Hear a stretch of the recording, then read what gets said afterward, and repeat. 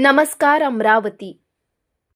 Azad Samaj party ने युवाओं और प्रतियोगी परीक्षाओं के अभ्यर्थियों के हितों को लेकर जिलाधिकारी के मार्फत राष्ट्रपति के नाम ज्ञापन सौंपा। ज्ञापन में परीक्षा और भर्ती प्रक्रिया में व्यापक सुधार, पेपर लीक मामलों में दोषियों पर सख्त कार्रवाई तथा छात्र आंदोलन के दौरान हुई पुलिस कार्रवाई की निष्पक्ष जांच की मांग की गई है। पार्टी ने शिक्षा मंत्री के इस्तीफे, आंदोलन में शामिल छात्रों पर कार्रवाई रोकने और प्रभावित परिवारों को आर्थिक सहायता देने की भी मांग उठाई। दोपहर डॉक्टर बाबा साहब आम्बेडकर स्मारक से जिलाधिकारी कार्यालय तक दोपहिया रैली निकालकर जोरदार घोषणाबाजी की। प्रधानमंत्री नरेंद्र मोदी, शिक्षा मंत्री धर्मेंद्र प्रधान के खिलाफ नारे लगाए। इस वक्त जिलाधिकारी कार्यालय चौक पर धर्मेंद्र प्रधान का प्रतीकात्मक पुतला जलाने की कोशिश की गई, जिसमें पुलिस ने धावा बोलकर प्रतीकात्मक पुतला जब्त किया गया।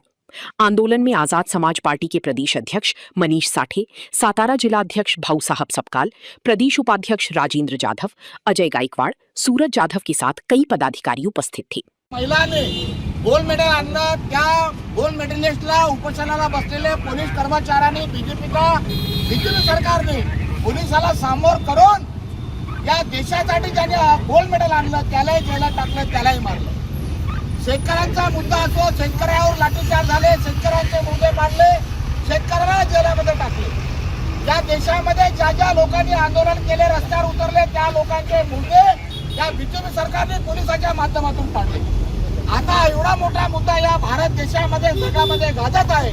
जो पेपर नीटचा पेपर जो लीक झाला, हा पेपर लीक झाल्यामुळे या भारतामध्ये संपूर्ण विद्यार्थ्यांनी 25 विद्यार्थ्यांनी आत्महत्या केली। या 25 विद्यार्थ्यांच्या माता, ज्याला पालक म्हणतो, त्या पालकांचे स्टेटमेंट पहा काय आहे। ज्या लोकांनी 2-2, 3-3 वर्ष अभ्यास केले आणि एकाएकी पेपर लीक झाला, किती लाखो करोडाचं विद्यार्थ्यांचं नुकसान या संपूर्ण भारतामध्ये झालं।